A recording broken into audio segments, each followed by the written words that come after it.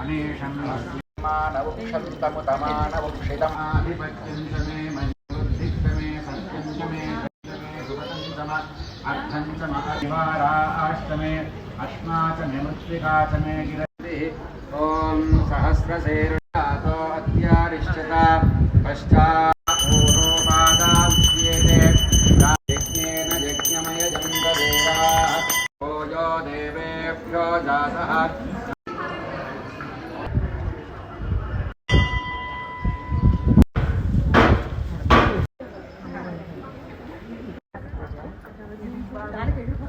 చదువుతారు.